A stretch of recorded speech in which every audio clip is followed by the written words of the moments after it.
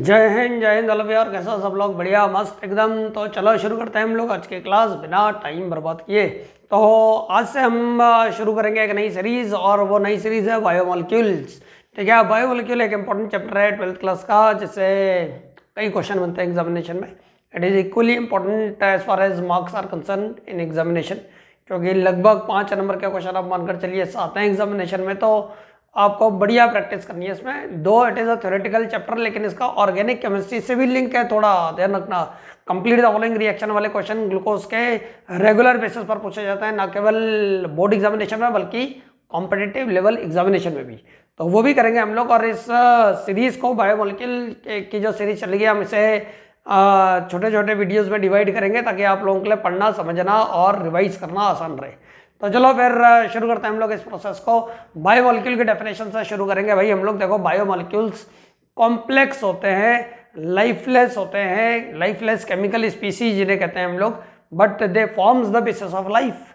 Complex का मतलब इनका स्ट्रक्चर कॉम्प्लिकेटेड होगा, इनका फॉर्मूला लिखना होता है, आसान नहीं होता है। ठीक है, कॉम्प्लिकेटेड फॉर्मूले होते हैं कई तरह के बायोमोलिक्यूल्स के। जैसे कार्बोहाइड्रेट्स तो फिर भी चलो आसान है लिखने, लेकिन कुछ कार्बोहाइड्रेट कॉम्प्लिकेटेड भी है। ठीक है, प्रोटीन्स हो गए, विटामिन हो गए, डीएनए आरएनए जैसे न्यूक्लिक एसिड्स हो गए, हार्मोन्स हो गए, एंजाइम्स हो गए, ये सारे के सारे देखो कॉम्प्लेक्स हैं। कॉम्प्लेक्स का मतलब जो थोड़ा टेक्निकल है, इनके फॉर्मूले सिंपल नहीं है, बहुत सारी चीज़ें मिलती हैं तब जाकर ये बनकर तैयार होते हैं। ठीक है, तो इसलिए हम इन्हें कॉम्प्लेक्स कहते हैं। लाइफलेस इसलिए कह रहे हैं कि भाई खुद इनके अंदर कोई जिंदगी नहीं है। ठीक है, ध्यान रखना, खुद ये कोई लिविंग बीइंग नहीं है, but they form the basis of life. अगर ये ना हो तो फिर जिंदगी चलना मुश्किल हो जाएगी। तो इनका जिंदगी में होना बहुत जरूरी है। इनका ये लाइफ के पॉसिबल के लिए, शरीर के काम करने के लिए, चाहे वो ह्यूमंस का हो, चाहे एनिमल्स का हो, चाहे प्लांट्स का हो, वो शरीर के काम करने के लिए भाई बहुत जरूरी चीजें हैं, जिन्हें बोलते हैं बायोमोलिक्यूल्स। तो बायोमोलिक्यूल को अगर कोई पूछेगा आपसे कि कैसे डिफाइन करना है, तो ये फ्लोचार्ट डायग्रामेटिक रिप्रेजेंटेशन के फॉर्म में याद करो। थ्योरी स्टेटमेंट जरूरी नहीं है, स्टेटमेंट के फॉर्म में आपको चीजों को याद रखना है, बस कीवर्ड याद रखे, उन्हें जोड़ना है बस आप लोगों को। तो biomolecules are complex lifeless chemical species which forms the basis of life. तो जी बायोमोलिक्यूल चैप्टर कुछ पार्ट्स में डिवाइडेड है हमारे पास, जिसमें हम लोग शुरू करेंगे आज की क्लास में part number first, and that is carbohydrates. So let me write down the heading for you all, part 1, जिन्हें हम लोग बोलते हैं कार्बोहाइड्रेट्स। ठीक है, कार्बोहाइड्रेट्स। कार्बोहाइड्रेट्स को एक और नाम से जाना जाता है, इन्हें सैकरॉन्स भी बोलते हैं हम लोग, सैकराइड्स इनफैक्ट। कार्बोहाइड्रेट्स को सैकराइड्स के नाम से भी जाना जाता है। नाम क्यों पड़ा उसका लॉजिक भी मैं बताऊंगा आप लोगों को, लेकिन पहले कार्बोहाइड्रेट के मतलब से समझिए। तो भाई ऐसा है कि पुराने इतिहास की बात यह है कि कार्बोहाइड्रेट को पुराने ज़माने में साइंटिस्ट लोग ये बिलीव करते थे कि वो कंपाउंड्स जिनमें कार्बन हाइड्रोजन और ऑक्सीजन मिलेगा हमें। जी हाँ, ध्यान से सुनिए, कार्बन हाइड्रोजन ऑक्सीजन जिन कंपाउंड में मिलेगा उन्हें बोलते हैं कार्बोहाइड्रेट्स। ऐसा उनका मानना था, लेकिन ये मानना बहुत जल्दी फेल भी हो गया, क्योंकि अब जो मॉडर्न डेफिनेशन है वो ये नहीं कहती कि compounds containing carbon hydrogen and oxygen और कार्बोहाइड्रेट, क्योंकि उस डेफिनेशन में कई लिमिटेशंस है। कुछ कंपाउंड ऐसे भी हैं जिनमें कार्बन हाइड्रोजन और ऑक्सीजन है, लेकिन वो कार्बोहाइड्रेट की प्रॉपर्टी शो नहीं करते, जैसे फॉर्मिक एसिड। ठीक है, ये उसमें फॉर्मिक एसिड यानी HCOOH, जैसे कार्बोनिक एसिड H2CO3, इनमें कार्बन भी है, इनमें हाइड्रोजन भी है, इनमें ऑक्सीजन भी है, but they are not carbohydrates. ठीक है, कार्बोहाइड्रेट की जो जनरल कैरेक्टरिस्टिक्स प्रॉपर्टीज हैं, जो हम लोग आगे चलकर पढ़ने वाले हैं, इनका दूर दूर तक उनसे कोई लेना देना नहीं है। फिर एक और कार्बोहाइड्रेट जो शब्द दिया गया एक्चुअली में शुरुआत में, वो इसलिए दिया गया कि कार्बो शब्द है कार्बन के लिए, और हाइड्रेट का मतलब होता है कंपाउंड्स विच कंटेन वाटर। तो कार्बन के जो हाइड्रेट्स होते हैं ना, कार्बोहाइड्रेट कहते हैं। तो इसीलिए शुरुआत में इनका जनरल फॉर्मूला पुराने ज़माने में साइंटिस्टों ने ये लिखा था। कार्बन का नंबर कितना है पता नहीं है, X मान लेते हैं, और इसके साथ हाइड्रेट का मतलब होगा H2O होल बाय।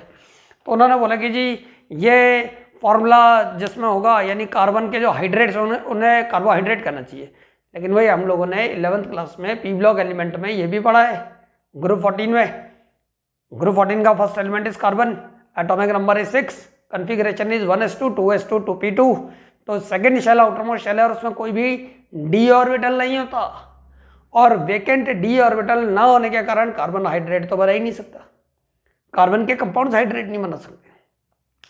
तो ये कई इस तरह के और भी, ये तो मैंने एक दो लिमिटेशन बता दी आपको, लेकिन इस तरह की कई लिमिटेशन है जो पुरानी डेफिनेशंस में छुपी हुई है, ध्यान रखना। इसीलिए देखो लाइफ आगे बढ़ने का नाम है और साइंटिस्ट ने इस पुरानी डेफिनेशन को डिस्कार्ड कर कर अब मॉडर्न डेफिनेशन पर आ जाते हैं हम लोग। तो मॉडर्न डेफिनेशन क्या है कार्बोहाइड्रेट की, वो सुनो। तो नई डेफिनेशन है वो, भाई ऑब्वियस है कि अगर एग्जामिनेशन में फॉर एग्जांपल उन्होंने बोल दिया कि कार्बोहाइड्रेट को डिफाइन करो, तो अब ये वाली डेफिनेशन नहीं लिखेंगे पुरानी वाली, आप नई वाली डेफिनेशन याद रखनी है आपको और वो मालूम होनी चाहिए आपको।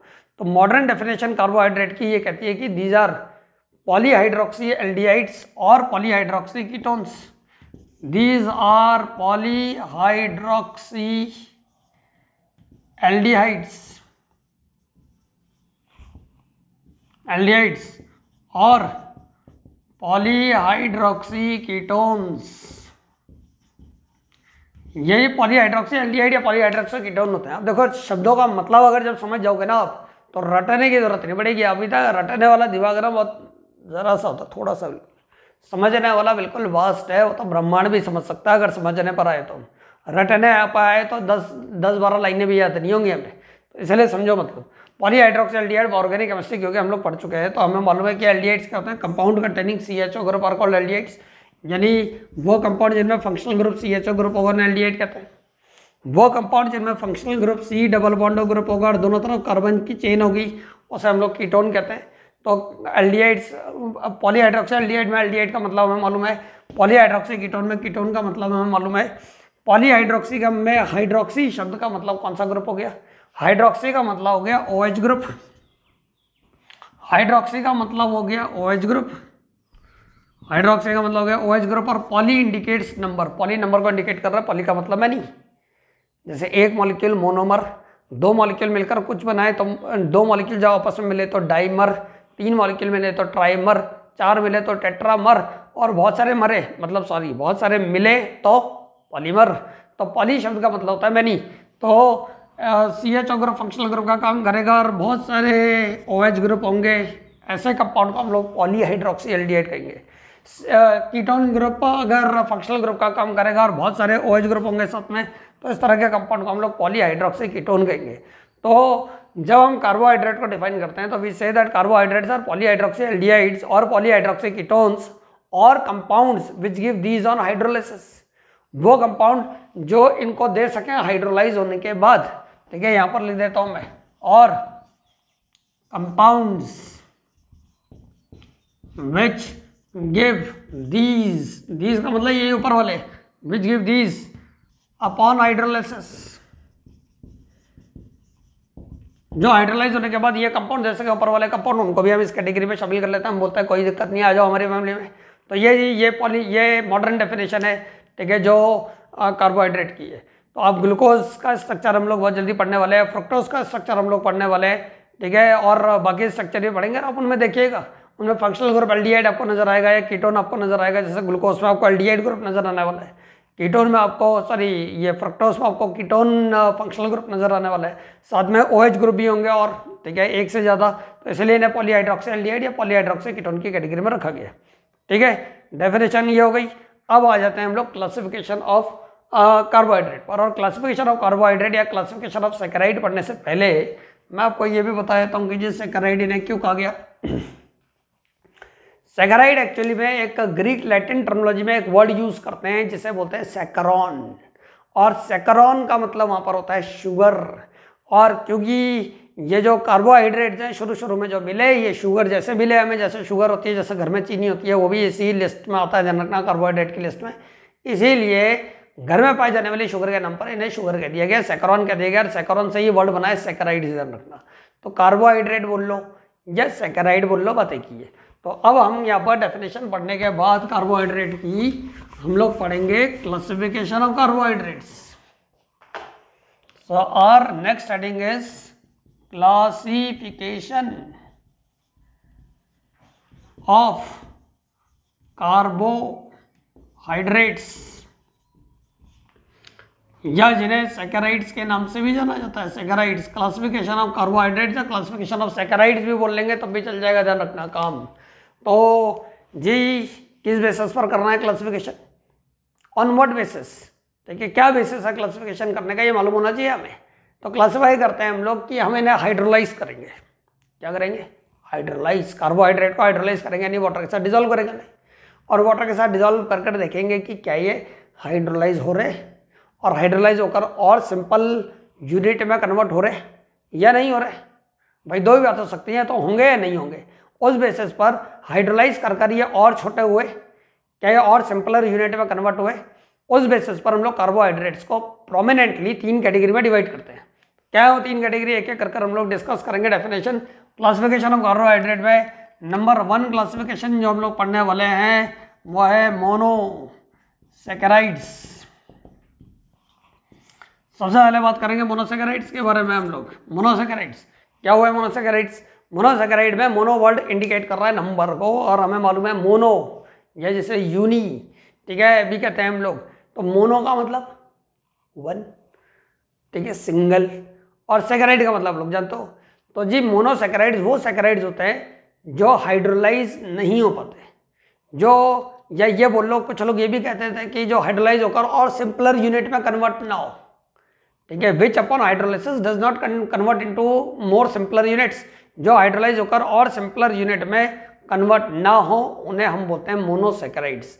As per definition we say that these are the simplest carbohydrates, ये सिंपलेस्ट कार्बोहाइड्रेट्स हैं which can not be hydrolyse to smaller molecules, जो और स्मॉलर मॉलिक्यूल में हाइड्रोलाइज नहीं हो सकते, which can not be hydrolysed to smaller molecules. तो यहाँ लिख देते हैं हम लोग, can not be hydrolysed to smaller molecules, ठीक है, which can not be hydrolyse to smaller molecules, जो हाइड्रोलाइज होकर और स्मॉलर मॉलिक्यूल में कन्वर्ट ना हो सके, ठीक है, उन्हें कहते हैं हम लोग मोनोसैकेराइड्स। और मोनोसैकेराइड्स का जो जनरल फार्मूला है, भाई इनका जनरल फार्मूला भी होता है, सबका नहीं होगा लेकिन इनका जरूर जनरल फार्मूला है। जनरल फार्मूला यानी जो सबके लिए एप्लीकेबल होगा वो होता है CH2O(N), जहाँ पर N की वैल्यू 3 से लेकर, देखिए जो n की वैल्यू है वो 3 से लेकर 7 तक हो सकती है, 3 से लेकर 7 तक। तो n आप 3 रख लो, 4 रख लो, 5 रख लो, 6 रख लो, कोई दिक्कत नहीं है। सबसे फेमस मालूम है ना आप लोगों को, सबसे फेमस 6, ठीक है, n की वैल्यू को अगर 6 रखेंगे तो फॉर्मूला यानी एग्जाम्पल बन जाएगा, यहाँ पर अगर 6 रख दिया तो मल्टीप्लाई करो तो ये बन जाएगा C6H12O6, ठीक है, C6H12O6 जो ग्लूकोज का फॉर्मूला है, जो ग्लूकोज का फॉर्मूला है, जो फ्रक्टोज का भी फॉर्मूला है, एटसेट्रा। तो ये ग्लूकोज, फ्रक्टोज जैसे जो कार्बोहाइड्रेट्स हैं जिनका फॉर्मूला C6H12O6 होता है, और n की वैल्यू यहाँ पर आप 3 से लेकर 7 तक कुछ भी रख लो तो दुनिया भर के एग्जाम्पल बन जाएंगे। और ये तो मैं वो बता रहा हूँ जो सबसे कॉमन है और जो हम हमारे कोर्स का पार्ट भी है एक्चुअली में। तो ये सबके सब मोनोसैकेराइड के एग्जाम्पल है। क्लियर है बात? तो ये तो हो गई मोनोसैकेराइड की डेफिनेशन। डिटेल और पढ़नी है हमें, एक एक कर पढ़ेंगे। पहले हम तीनों के बारे में एक बार समझ रहे हैं कि क्लासिफिकेशन में 3 चीजें हैं क्या। ठीक है, पहला तो हो गया ये मोनोसैकेराइड्स। अब आ जाते हैं इसके बाद अगले सेगमेंट पर। अगला सेगमेंट है ओलिगोसैकेराइड्स। ओलिगोसैकेराइड्स फिर जी जैसे मोनो का मतलब 1 होता है, ओलिगो शब्द का मतलब होता है फ्यू, और सैकेराइड का मतलब हो गया कार्बोहाइड्रेट्स। सैकेराइड का मतलब कार्बोहाइड्रेट्स। तो ओलिगोसैकेराइड में ओलिगो वर्ड फ्यू को कहते हैं, ध्यान रखना। वही फिर ग्रीक लैटिन टर्मिनोलॉजी, और ओलिगो वर्ड इंडिकेट्स फ्यू। आज हम बोल रहे हैं फ्यू, तो भैया फ्यू का भी कोई ना कोई लिमिट होनी चाहिए ना, डेफिनेशन होना चाहिए कि कितना फ्यू। आप खाना खा रहे हो, ठीक है, और मान लो भूख ज़्यादा नहीं लगी हुई आपको, तो जब जो खाना दे रहे, जो परोस रहा है, तो वो जब दे रहे तो आप बोल रहे हो कि मुझे थोड़ा ही देना। अब भाई थोड़ा ही देना तो थोड़े की डेफिनेशन दोगी। कोई ऐसा तो नहीं चावल दे रहा हो तो एक तिनका निकाल के दे देगा आपको, ले तूने थोड़ा मांगा, ले खा। तो आप यही तो बोलोगे कि भैया थोड़ा, इतना थोड़ा तो ना बोला। तो वो पूछेगा भाई कितना थोड़ा बता, 1 करची, 2 करची, 3 करची, 1 रोटी, 2 रोटी, 3 रोटी, कितना थोड़ा। तो यू नीड टू डिफाइन। तो हमें भी यहाँ पर डिफाइन करना पड़ेगा कि जब हम ओलिगो या फ्यू बोल रहे हैं तो फ्यू का मतलब क्या। फ्यू का मतलब यहाँ पर है 2 से लेकर 10 तक, 2 से लेकर 10 तक। ये यानी कहने का मतलब ये कि वो carbohydrates these are carbohydrates which upon hydrolysis give 2 to 10 molecules of monosaccharides. यानी जब इन्हें हाइड्रोलाइज करते हैं तो हाइड्रोलाइज कर 2 से लेकर 10 मॉलिक्यूल तक ये मोनोसैकेराइड के देते हैं। या तो 2 देंगे, या 3 देंगे, या 4 देंगे, डैश डैश डैश डैश करके 10 तक मिल सकते हैं। अगर 10 तक मिल रहे हैं तो हम फ्यू की कैटेगरी में रखेंगे। सही, तो अगर कोई कार्बोहाइड्रेट को हाइड्रोलाइज करा यानी उसे वाटर के साथ डिजोल्व करा हमने, अगर वो हाइड्रोलाइज होकर 2 मोनोसेकेराइड यूनिट दे रहा है, हाइड्रोलाइज होकर 2 मोनोसेकेराइड यानी सबसे सिंपल यूनिट मोनोसेकेराइड, अगर वो हाइड्रोलाइज होकर 2 मोनोसेकेराइड दे रहा है तो उसको डाइसेकेराइड कहते हैं हम लोग। ये ओलिगो की कैटेगरी है, ध्यान रखना ओलिगो की, ठीक है, ओलिगो की कैटेगरी। तो ओलिगो जब हम बोल रहे हैं ओलिगो, तो ओलिगो का मतलब फ्यू हो गया। तो अगर 2 दे रहा है, ठीक है, हाइड्रोलाइज होकर अगर 2 मोनोसेकेराइड की यूनिट दे रहा है तो उस कंडीशन में उसे बोलेंगे डाइसेकेराइड। अगर वो हो सकता है 3 दे रहा है तो उसे उस कंडीशन में बोलेंगे ट्राइसेकेराइड, ट्राइसेकेराइड। और इसी तरह से 4 दे रहा है तो टेट्रा, 5 दे रहा है तो पेंटा, इसी तरह से बढ़ते बढ़ते बढ़ते बढ़ते 10 अगर दे रहा है तो उसे डेकासेकेराइड के एग्जांपल में रखेंगे हम लोग। 10 दे रहा है तो उसे बोल देंगे डेकासेकेराइड, ठीक है, ध्यान रखना। तो ये जो डाइसेकेराइड से लेकर डेकासेकेराइड तक की कैटेगरी है, इसे हमने एक ग्रुप में रख दिया और उसको कहा हमने ओलिगोसेकेराइड, ओलिगो। तो ओलिगो का जरा एक एग्जांपल देखो आप, ठीक है। डेफिनेशन हो गई। डेफिनेशन में क्या लिखेंगे हम लोग कि these are saccharides which upon hydrolysis gives 2 to 10 monosaccharide units. तो मैं डेफिनेशन यहाँ पर लिख नहीं रहा हूँ क्योंकि लिखने में टाइम वेस्ट होगा, आप सुन लो और समझ लो बात को, ठीक है। Which upon hydrolysis gives 2 to 10 monosaccharide unit, जो 2 से लेकर 10 मोनोसेकेराइड यूनिट देगा उसे बोलते हैं ओलिगोसेकेराइड। और इसका एग्जांपल जैसे हम लोग ले लेते हैं सुक्रोज C12H22O11, ठीक है, सुक्रोज या शुगर कुछ भी ले लो, कोई दिक्कत नहीं है, यहाँ पर लिख देते हैं सुक्रोज। जब हम इसे हाइड्रोलाइज करेंगे यानी वाटर में डालेंगे, तो वाटर में डालने के बाद ये हाइड्रोलाइज होता है और हाइड्रोलाइज होकर देगा C6H12O6 प्लस C6H12O6। तो C12H22O11 जो ग्लूकोज भी, जो सुक्रोज भी हो सकता है, ठीक है, जो केन शुगर भी हो सकता है, जो माल्टोज भी हो सकता है, सबका फॉर्मूला यही है, अलग अलग है, ठीक है। क्या डिफरेंस है आगे चलकर पढ़ेंगे हम लोग। जब ये हाइड्रोलाइज होता है तो C6H12O6 और C6H12O6 में कन्वर्ट हो जाता है। आप चेक कर सकते हैं, बैलेंस है केमिकल इक्वेशन, ठीक है, ध्यान रखना। तो कहने का मतलब ये कि देखो 2 मोनोसेकेराइड यूनिट बन गई। अब ये ग्लूकोज भी हो सकते हैं, दोनों फ्रक्टोज भी हो सकते हैं, डिपेंड करता है कि ये क्या है। तो अगर ये सुक्रोज है तो एक ग्लूकोज और एक फ्रक्टोज भी हो सकता है, ध्यान रखना। तो कहने का मतलब ये है कि 2 मोनोसेकेराइड यूनिट बन रही है, तो इसलिए this comes under the category of oligosaccharide. और कोई बोलेगा ओलिगो में भी कौन सी कैटेगरी है, तो जवाब देंगे डाइसेकेराइड, क्योंकि हाइड्रोलाइज होकर 2 सिंपलर यूनिट में कन्वर्ट हो रहा है, हाइड्रोलाइज होकर 2 मोनोसेकेराइड यूनिट दे रहा है। तो इसीलिए इसे हम लोग, ठीक है, इस कैटेगरी में रखते हैं, ओलिगोसेकेराइड की कैटेगरी में रखते हैं। तो इसमें सुक्रोज हो गया, ठीक है, इसमें माल्टोस हो गया एंड सो ऑन। तो सुक्रोज, माल्टोस जैसी चीजें, ठीक है, सारे के सारे डाइसेकेराइड के एग्जांपल की कैटेगरी को बिलोंग करते हैं। क्लियर है बात। अब आ जाते हैं हम लोग अगले सेगमेंट पर। अगला सेगमेंट जो है इसका, बताओ, ये हो गया मोनोसेकेराइड, कंप्लीट हो गया हमारा। ओलिगोसेकेराइड हम लोगों ने कर लिया। अब इसके बाद जो थर्ड और आखिरी कैटेगरी में हम लोग क्लासिफाई करते हैं सेकेराइड्स को, वो है पॉलीसेकेराइड्स। भाई पॉली का मतलब आप लोगों को मालूम है और सेकेराइड का मतलब भी आप लोगों को मालूम है। तो पॉली शब्द का मतलब हो गया मैनी, ठीक है, और सेकेराइड का मतलब हो गया कार्बोहाइड्रेट्स। तो पॉली शब्द का मतलब हो गया मैनी और सेकेराइड शब्द का मतलब हो गया कार्बोहाइड्रेट्स। तो ये वो कार्बोहाइड्रेट्स होते हैं जो हाइड्रोलाइज होने के बाद बहुत सारे, ठीक है, बहुत सारे की कोई लिमिट नहीं है वैसे तो, लेकिन फिर भी हम लोग ये बोलते हैं कि बहुत सारे का मतलब, जहाँ जनरल फार्मूला में अभी आपको इसका बता दूंगा, तो उसमें n की वैल्यू को 100 से 3000 के बीच में लेते हैं हम लोग। तो वो सेकेराइड्स जो हाइड्रोलाइज होने के बाद बहुत सारे मोनोसेकेराइड में कन्वर्ट हो जाए, which upon hydrolysis gives number of monosaccharide unit, large number of monosaccharide units are called polysaccharides, उन्हें पॉलीसेकेराइड कहते हैं हम लोग। तो पॉलीसेकेराइड का जो जनरल फॉर्मूला है वो है C6H10O5। Their general formula is C6H10O5 whole n, और जहाँ पर n की वैल्यू है 100 से लेकर लगभग 3000 तक। आगे भी होगी तो भी कोई दिक्कत नहीं है, तो वो है जो डेटा अभी का डेटा है उसके हिसाब से मैं बता रहा हूँ आप लोगों को, ठीक है। तो 100 से लेकर 3000 तक, इसमें कुछ भी वैल्यू पुट कर दो। तो जैसे एग्जांपल के तौर पर स्टार्च, ठीक है, इस लिस्ट में आता है। सेल्यूलोस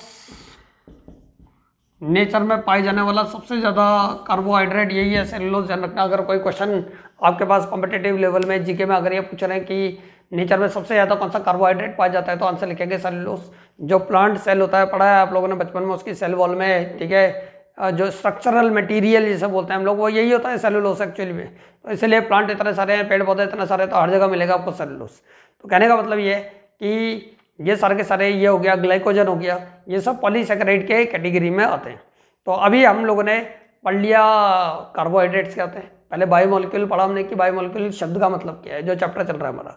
कार्बोहाइड्रेट की मॉडर्न डेफिनेशन, ओल्ड डेफिनेशन दोनों बताइए मैंने आप लोगों को, लेकिन मॉडर्न डेफिनेशन ज़्यादा जरूरी है क्योंकि नाम ही मॉडर्न है भाई, ठीक है। और क्लासिफिकेशन कार्बोहाइड्रेट की हम लोगों ने पढ़ ली है कि कार्बोहाइड्रेट को कैसे क्लासिफाई करते हैं हम लोग, ठीक है, मोनोसेकेराइड, डाइसेकेराइड, मोनोसेकेराइड, ओलिगोसेकेराइड और पॉलीसेकेराइड्स में। क्लियर है बात? तो ये हो गया ये वाला सेगमेंट। अब इसके आगे हम लोग कुछ अगली वीडियो में मैं आपको कुछ इंपॉर्टेंट डेफिनेशंस बताऊंगा, इससे पहले कि मैं आपको मोनोसेकेराइड्स, डाइसेकेराइड और मोनोसेकेराइड और डाइसेकेराइड और बाकी चीज़ों के बारे में पढ़ाना शुरू करूं। कुछ इंपॉर्टेंट डेफिनेशंस हम लोग पढ़ेंगे, ठीक है, अगली वीडियो में जो इसके बाद आएगी। तो चलिए फिर आज के लिए, इस वीडियो के लिए हम लोग इतना टॉपिक के साथ वाइंड अप करते हैं, ठीक है। और सीक्वल ऑर्डर में वीडियोस देखना ताकि हर चीज़ क्रिस्टल क्लियर हो आप लोगों को। तो चलो फिर इसी जोश खरोश के साथ में मिलते हैं हम लोग अगली वीडियो में। तब तक के लिए सब लोगों को जय हिंद, जय भारत।